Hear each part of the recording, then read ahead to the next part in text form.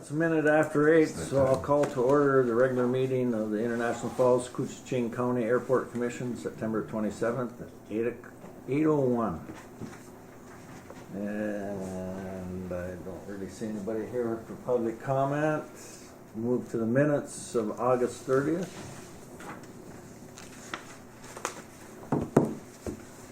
Move to approve the minutes. Have a motion, is there a second? And a second. Any discussion on the minutes? Hearing none, call for the sign. All those in favor? Aye. Aye. Opposed? Motion carried. Financial Who statement. seconded that? I'm sorry. What's that? Who seconded? Destry. Kyra. Yeah, that is not. Yeah. Sorry about You that. are not at Kyra level over there, okay? Just so you know. Kyra, your job is safe. You're fine.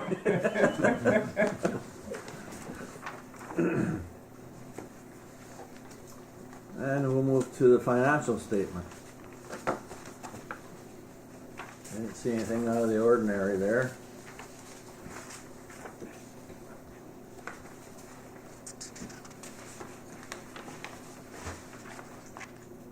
If I could add one thing about the bills, Okay.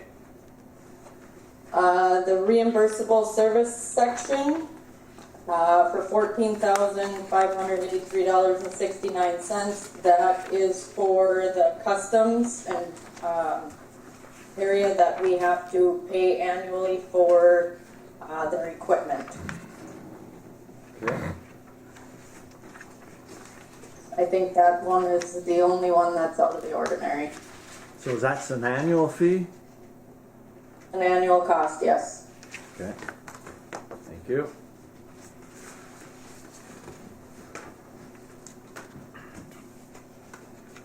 Anything else under the financials? I'd entertain a motion. I'll make the motion. We have a motion. Is there a second? Second. And a second. Any discussion? Hearing none, I'll call for the sign. All those in favor? Aye. Opposed? Motion carried. Engineers report. Good morning, Sean. Casey. Good morning, everyone. Chelsea. Who's going to start? I'll just kick it Morning. off here. Just say good morning. I know Bob, I thought was going to join us, so hopefully he joins here. So maybe we'll do the airside Okay. runway type items first, and then we'll come back to the terminal, and, Sure. and we'll cover those items after that. But Chelsea, I'll kick it off with the runway phase 3. Morning, everyone. Good morning. Morning. So for phase 3, we had KGM and NAR come out and complete some punch list items for grass growth. Some of these were doing areas that have already been done and just kind of filling in some of that. So we do have a pay app in the amount of $10,865.40 to be considered, which I believe you already did consider. Yes. Okay. All right. There's one final thing for this project to be completed, just a final survey for the RSA that we'll have to submit to the FAA. So that is expected actually to happen today. So hopefully once that's complete, we can expect a final payment for this project in the end of October. Perfect. And with closeout expected at the end of December. Okay. All right. There's no questions for Chelsea on phase 3. A quick update on runway and taxiway rehabilitation, runway 422. We've been talking about this one for a while, and if you recall, we got additional bond funding extended. The bond funds that you received in 2020 were extended, I believe, until 2028. I don't know if I got those dates right, but there was an extension and a clarification on its use for runway, taxiway, and apron pavement. So that's all good news. We were able to make sure those funds did not expire. I believe, Chelsea, correct me if I'm wrong, I think it's in the neighborhood of about like $1 million or so, $800,000. Is that about the funding? Yeah, I want to say like 1.1 or 1.2. Sure.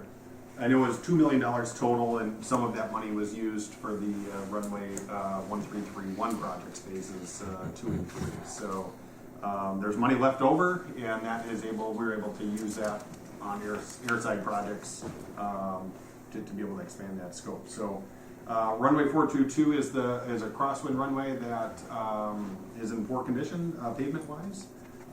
So we've been working with MnDOT and the FAA to figure out a way to rehabilitate that pavement. The bond funds right now are the only source that will fund that. So that's good news. That does project a problem in the future. How we're going to maintain this pavement for the long term. So I think maybe just for some general awareness, we're going to have a conversation with the FAA today and just on the long-term viability of 422, seeing that the FAA doesn't have a funding program right now that can fund it. And you were fortunate this round to get bond funds, but those funding sources might not be there in 10 to 20 years time. So definitely long-term planning on 422's viability, but for this conversation, we do have funding for some fix on runway 422. We want to make sure we get the appropriate level of fix that can be there, either a reconstruction, rehabilitation, or just general crack repair and seal coats. And then the FAA is committed to repairing the connectors that go to runway 422 right outside on the runway 22 end. So this project has all the funding aligned. The local share, with the bond funds, should be close to zero. So that's all good news. And then we just want to make sure that we're planning appropriately for the future on that. One maybe item to note is that as part of the runway phases 2 and 3 project, about a third of runway 422 is actually reconstructed as part of those projects. So it's actually just the two ends on either end of the intersection that needs attention here next year. So next month we most likely will be bringing forth a design proposal to consider on that repair method, bidding over the winter and construction in 2024 to whatever method we have there. So Thor, I know we talked a little bit about anything to add on kind of that conversation, just kind of planning ahead. And Yeah, it's been a lot of work has gone into it, a lot of discussion with the FAA, a lot of discussion with MnDOT Aeronautics and the bonding monies, etc. Sean did a good job of where we're at with that. He brought the point about what the future holds for the runway. Is it fundable in the future? The actual usage amounts of the runway, it's about 1% of the total traffic numbers, virtually nothing. It's always been a challenge, and credit to the SAH team that we got monies. We plugged in. It was magical work in the sense that we had the FAA participate in 2, 2, and 4 for it helped in one of the 3113 construction, so we could get the center section of 3113. Signage, there's a lot of federal funding involved in that equation too. Signage, and as you're saying, access to the runway, and at the same time, and we've had some just recent discussions about literally if the FAA and it's really a balancing act, because the FAA's one of the reasons why that they're reluctant to to support maintaining, building, rebuilding all the options that Sean mentioned is because their wind studies show them clearly that 99% of the traffic uses 3113. Literally in the last this summer, I'm estimating 12 airplanes, 10 airplanes have used it. I mean, it's virtually. So one of the discussions that we had for the future, double quotation marks, is that okay? We're on this path right now of quote unquote fixing, repairing, patching runway 2, 2, and 4, but at the same time, frankly, there's some prime real estate out there that one could argue, are we using 2, 2, and 4 at a 1% level? There's some prime development areas, obviously between the frontage line between our facility and the goal of testing the hangar was at that time. We had the discussion about what the wetland impacts of the existing hangar road plan and what have you. I think we have room for, correct me if I'm wrong, overly simplified in the current runway hangar build area. We have overly simplified layman's terms. We have room for 2 large hangars or 4 small ones. Basically, is that fair? Is that pretty fair? Without without an enormous amount of work with Army Corps of Engineers, regarding wetlands. So that's been the process we've been discussing and thinking about as a team.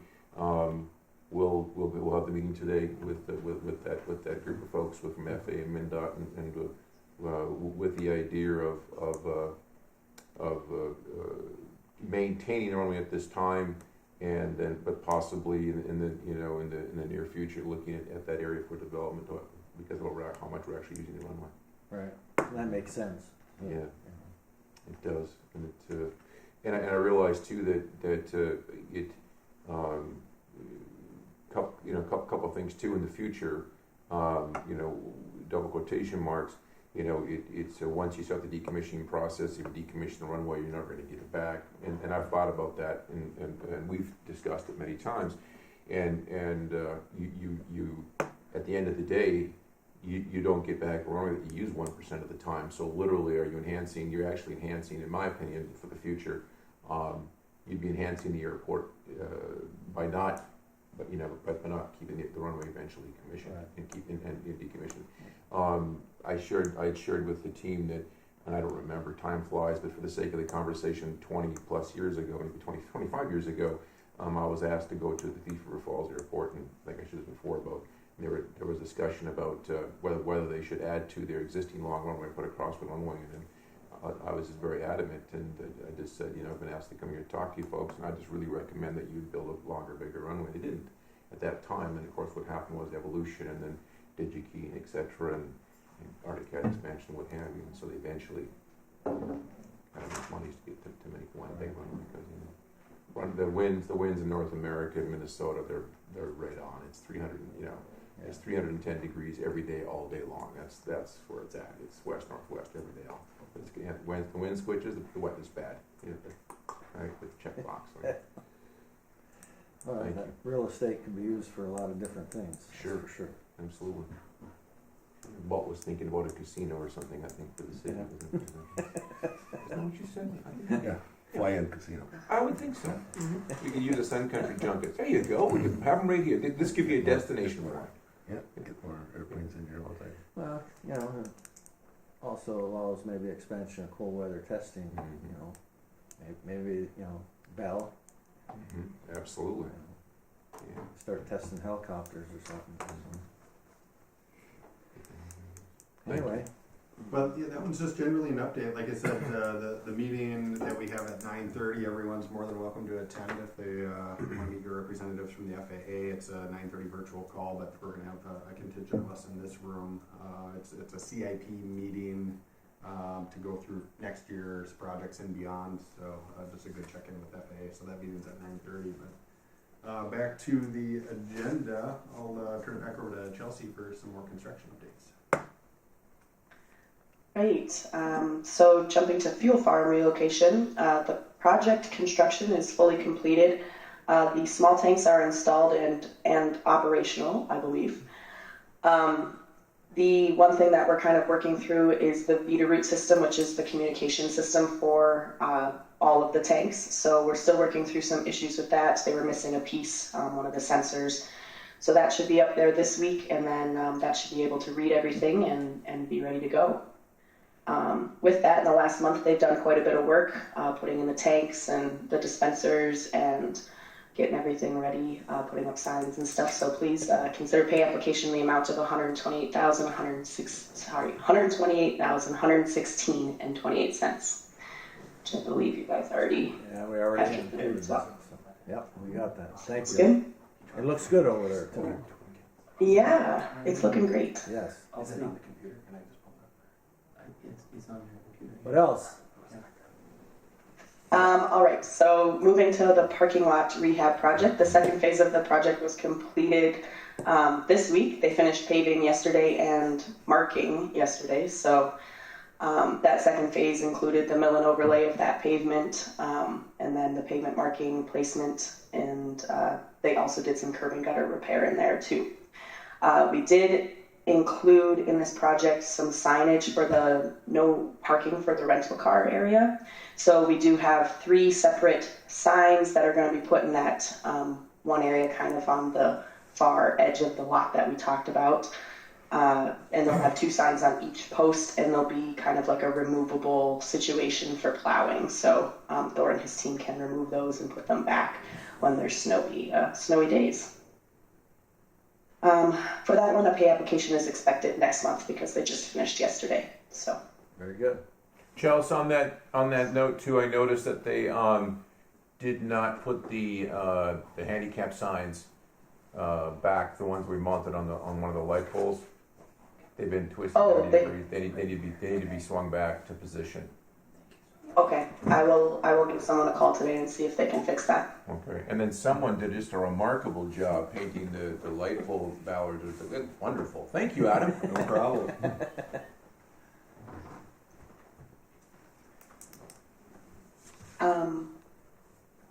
I guess I can continue on to the next two here. So the pavement de-icing applicator equipment, we're still working through some lovely Buy American forms. So once the, there's been quite a bit of back and forth with that. Astonishing.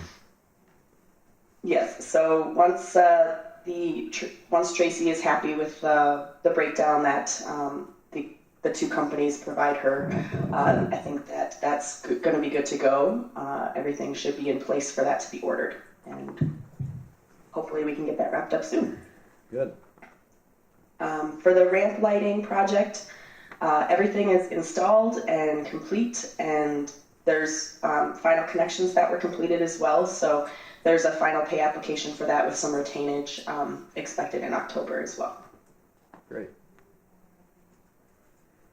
All right. Well, as if we don't have enough going on, we also are working on the modifications to this building to allow a new TSA baggage screening. If you recall, last month we did take quotes on behalf of the Airport Commission. The quotes were really high. We rejected those quotes and we went out for bids. So right now the project is advertised for bidding. We've solicited, I would say, a handful of additional contractors trying to generate some interest. It's a very specific project in your location, which is hard to really, and it's not a huge project, so it's hard to really drum up a lot of interest, but we're doing our best to do that. And with that, there is actually a pre-bid meeting at noon today, Thor, and I don't know if I fully communicated this to you. Yeah. But, it'll be in this room at noon, so it's all been advertised. We have a virtual option, so I don't believe we're anticipating anybody to be here present, but there might be an off chance I'll need to get escorted back. Absolutely. So we'll be in touch on that. But, we do have a bid opening date of October 10th, and we'll be presenting the results at the October meeting. Perfect. And Chelsea and another one of our engineers, Josh, have been working with TSA and their consultant, Vertex, I believe it's called. So it's kind of an elaborate. We need to do the repairs and opening to the building, and then they've ordered the equipment, and it all has to be delivered. So we're sequencing all of that together. They've been good to work with. So right now we have about a December 4th delivery date for that equipment. So basically, it's our team that you'll hire as part of this contract will be on site when the equipment comes in, and all the modifications will be made right at that time. So. A little bit more to follow, I think, once we get a contractor on board, but we'll share more next month. All right. Maybe I'll just cover the last few items here. Land acquisition easement. This one is just kind of working through the documentation piece. Casey, do you know a little bit more about that one? I don't know if Yeah, Chelsea might be able to handle it, but the on the property that was acquired for the Balloon Launch Facility relocation, there was a utility easement on that property that the FAA would like. It can't be, let me back up. The FAA has asked for the utility easement to be subordinate to the airport. So it's not an easement that we would want to vacate at this time. It's an electrical easement, I believe, with Minnesota Power. So FAA has asked for some changes in the easement language to be considered with Minnesota Power. So Chelsea's been working with Minnesota Power to coordinate some potential changes, and I believe you're still kind of going back and forth. Is that right, Chelsea, on that? Yeah, we're going back and forth. They had some language for just one of the parcels, and we needed to add in more than just one. I think there was all three of them were affected by it. So hopefully they'll get that done soon, and then we can get approval through the FAA. Perfect. Very good. And then on the back side, these are updates for everyone's awareness. Again, the CIP meeting that we're having with FAS 930, we're going to be discussing this list of projects. So right now, that's kind of on your list of projects to complete and equipment to acquire. We'll meet with FAA, get their feedback today, and generate a pretty solid plan moving forward after today. Pre-applications, that is an FAA, that's the first step of the FAA grant process. Those are due, I'm gonna say mid-October.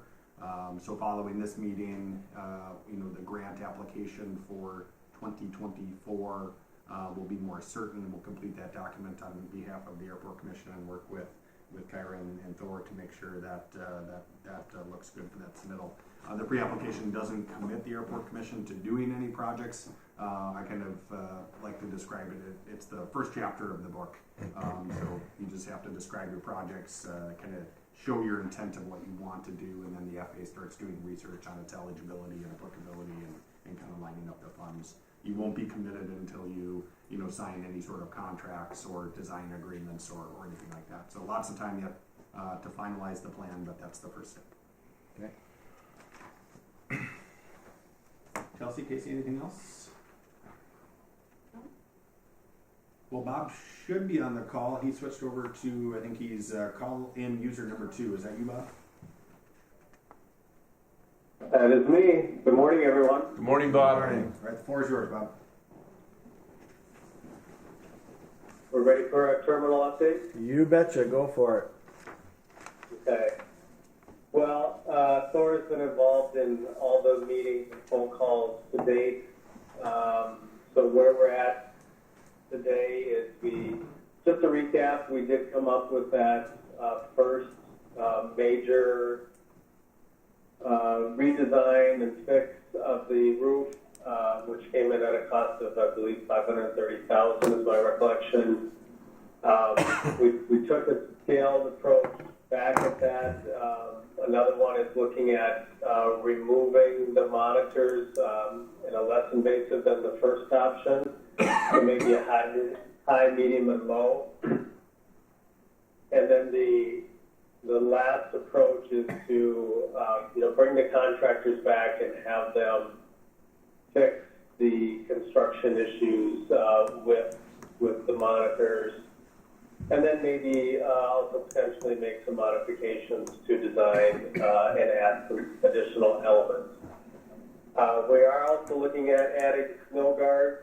We did additional snow guards. We did get a quote from Kraus Anderson on that for $25,000, and that would be an interim fix. That would be something that could be done yet this year.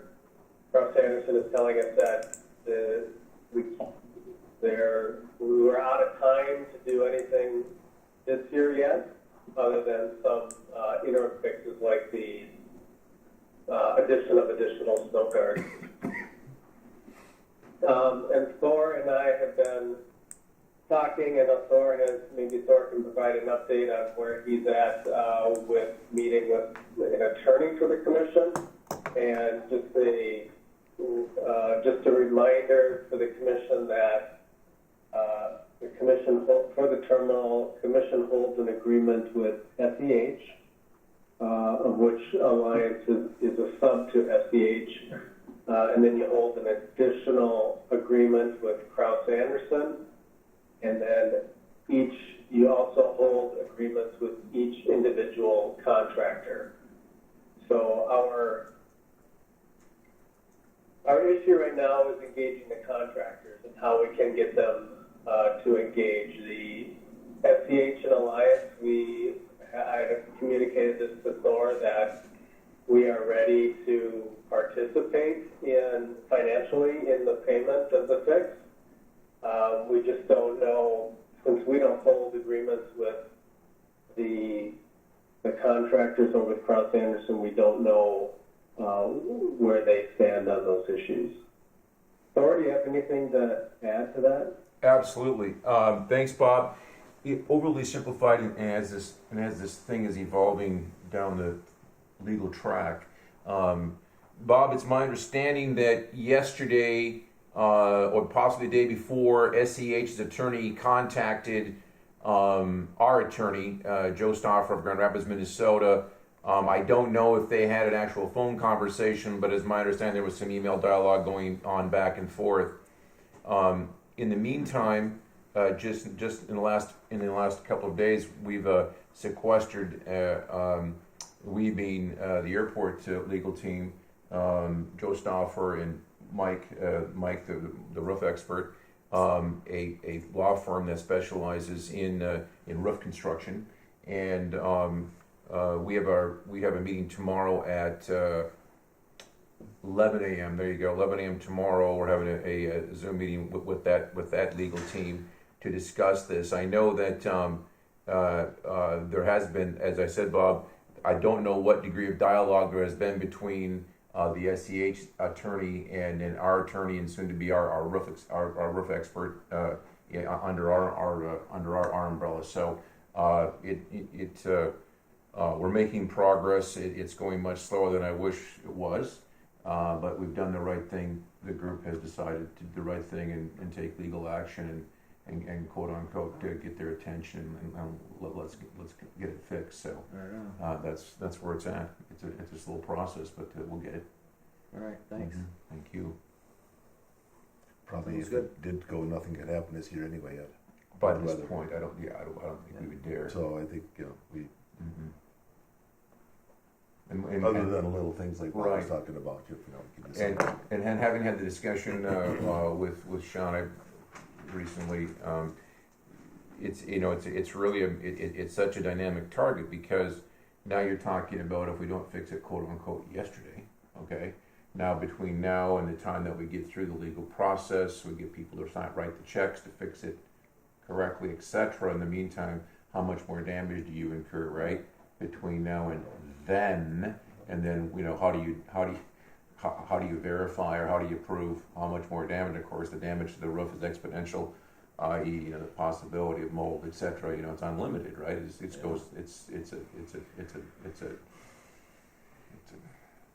goal is not good. Yeah, At least we're moving in the right direction. I would agree. I think if I may add just one Sure. thing, you mentioned legal action to get everybody's attention. You certainly have SEH's attention. Bob has been working, quite hard behind the scenes. Yes, he has. It's very difficult, I think, in the contractual arrangement the way this is, and I know Bob touched on it. The different contracts that the airport commission holds with the contractors, with KA and with SEH. We can't tell them to do anything. Right. You have to tell them to do something, and I think that's with your representation now that you have, I'm hopeful that will happen. But again, SEH is certainly ready. Bob indicated it, and we want to share that we're frustrated that we're here as well. We want to make it right, and we'll get there. But hopefully, with your representation, we can kind of streamline the process. Thank you, Sean. Yeah, thank you. Bob, anything else to add to that? No, that's a good summary. I'll just add, I guess I will add that I don't know what has, between our attorney and your attorney, I don't know. I know we were sending emails, Right. but I don't know if they did connect as well. Yeah. The good news is we have connectivity between those teams, so that'll be a good front. Thank you. Okay, thanks, Bob. Yes, thank you. Anything else from engineers? All right, Good for us. let's move on to old business, water line to the hangars.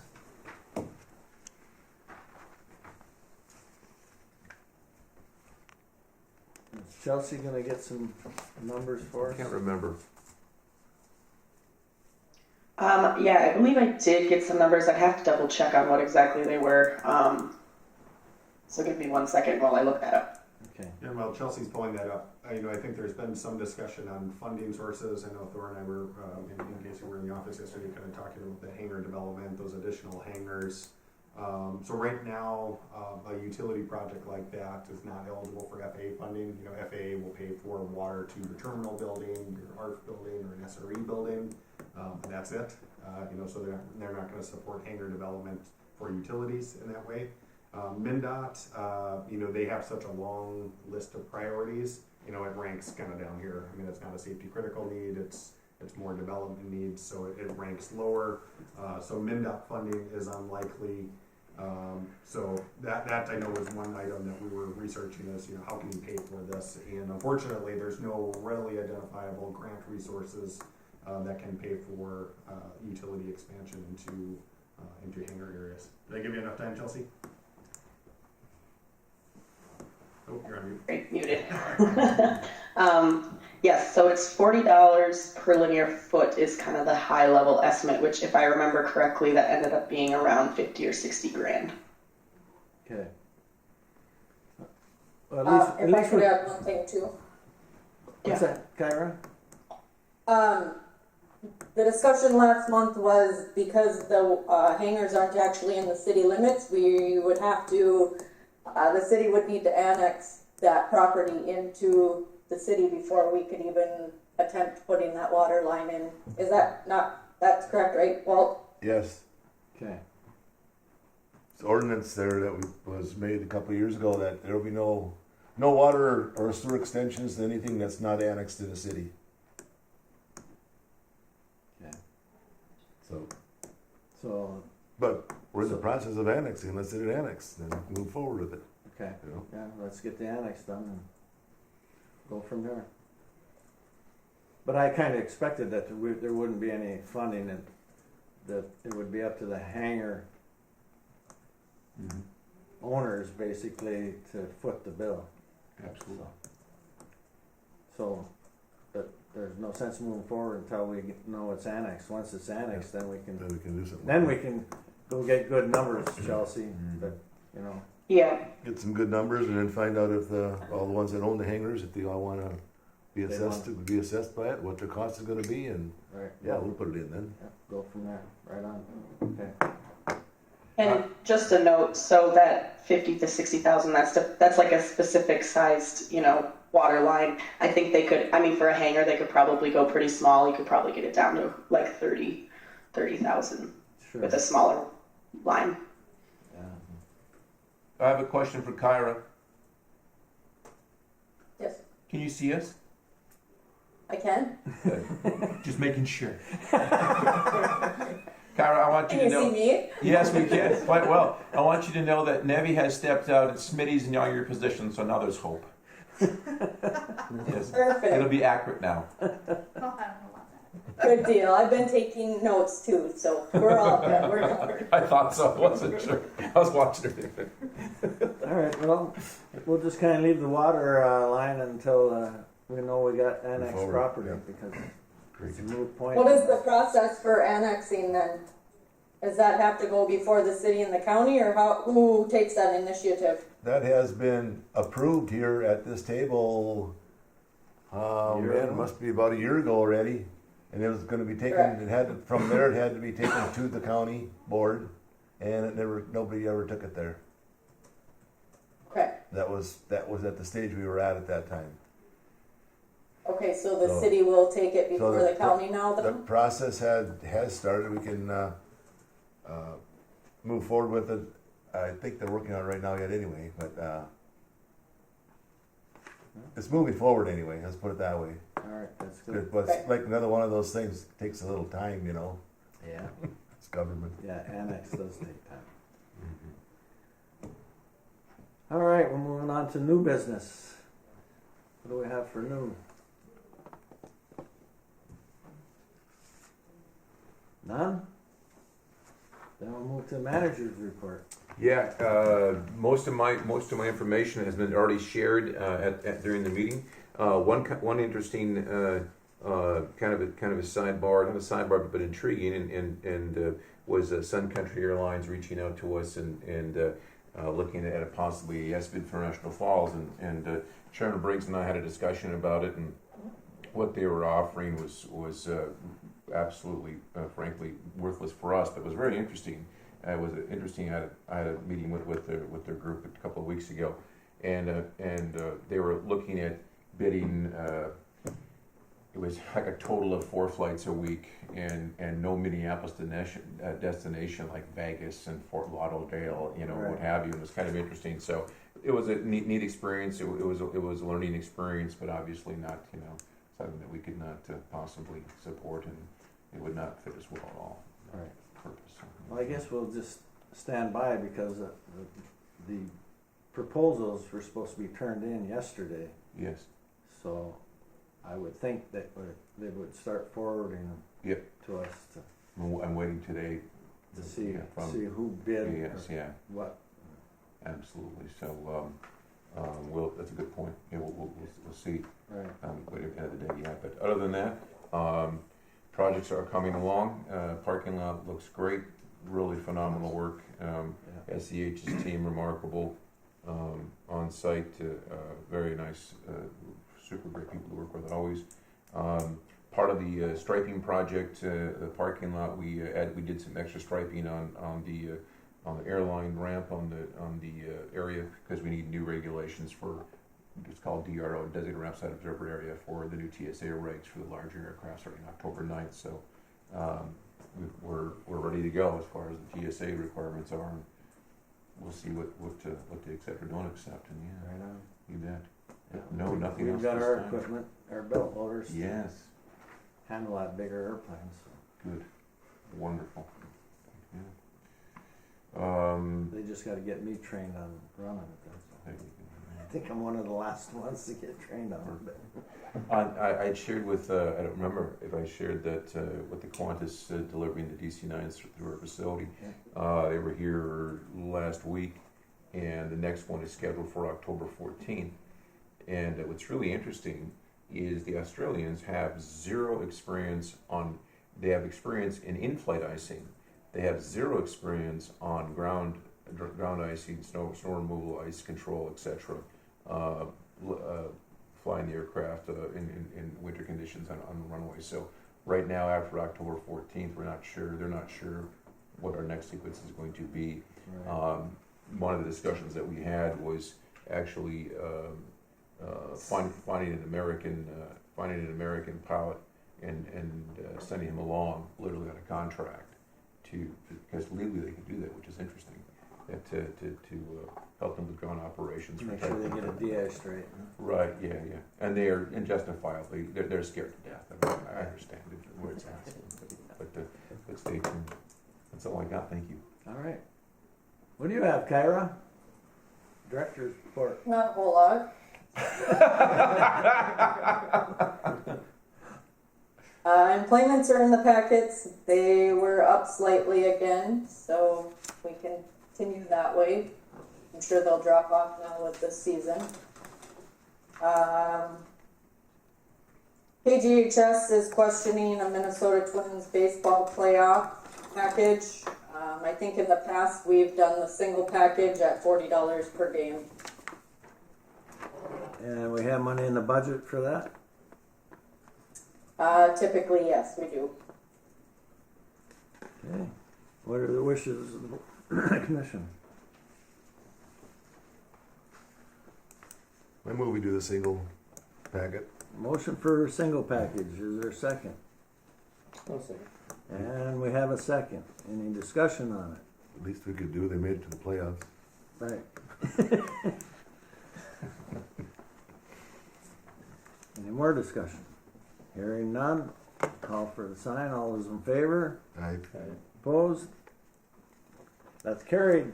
Get the ads. Okay.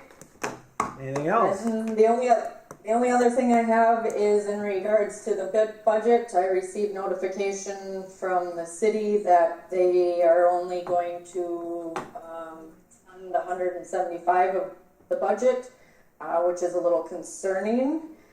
So the county has set up a meeting to discuss the budget on October 4th at 9:30, and so everyone will be invited for that meeting.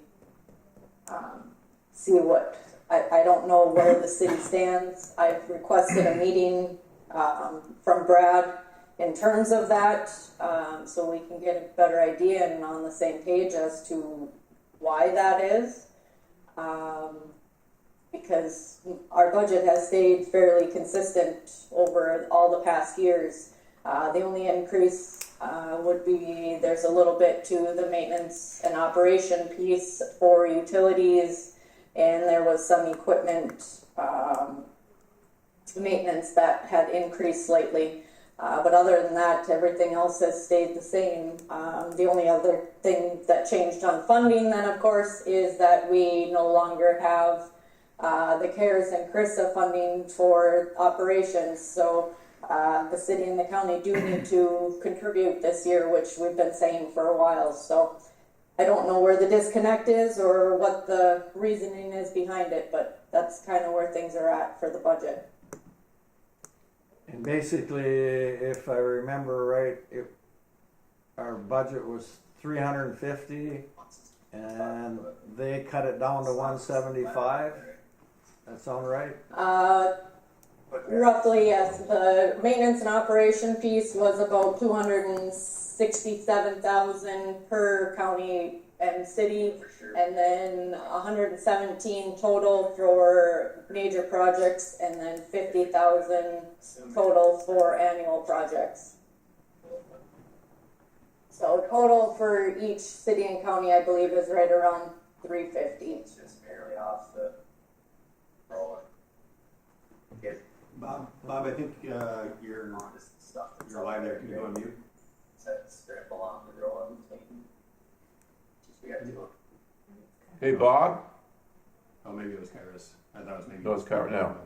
There. It was Kyra. No, my husband's on the phone. What are you hearing? Tell him we can hear him for Get off God's the sakes. phone. Disregard You're good, that. Bob. And don't order the pizza, okay? That is quite concerning to have it cut in half this late in the game, but, I don't know what we're gonna do.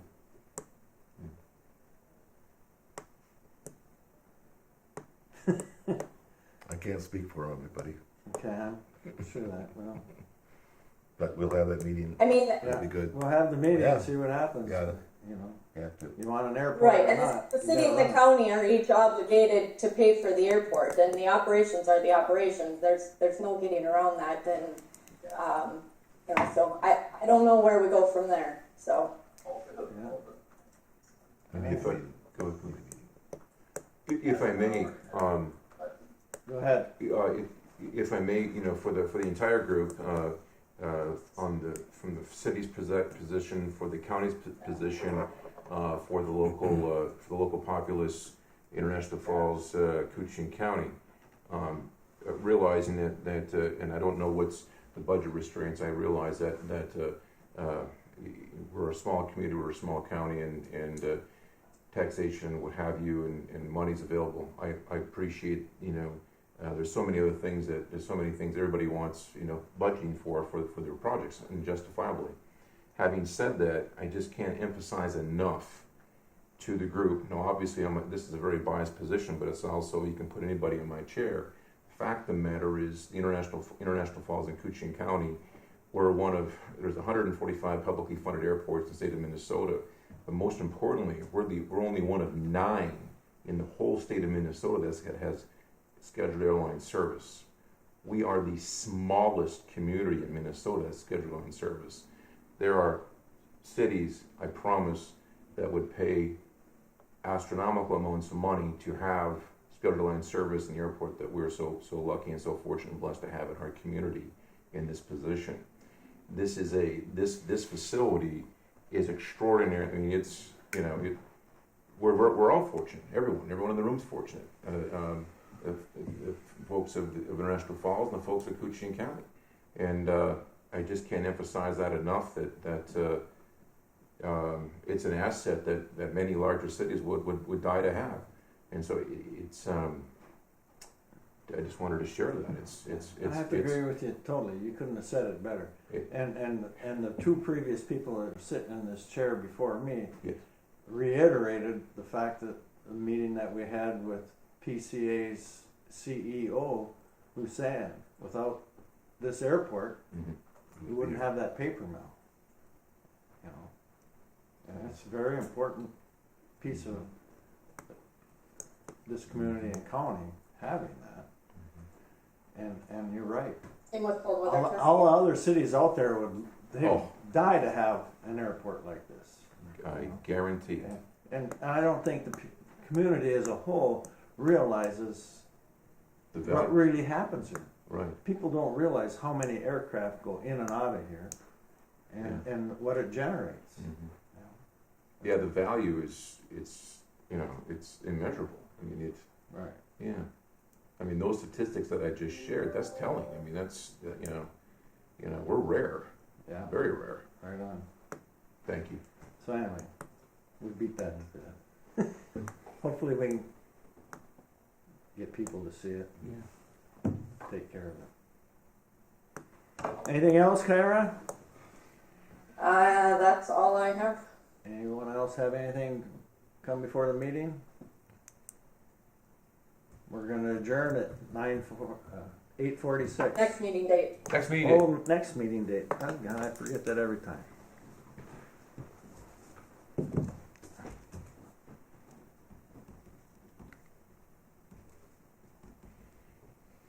And that would be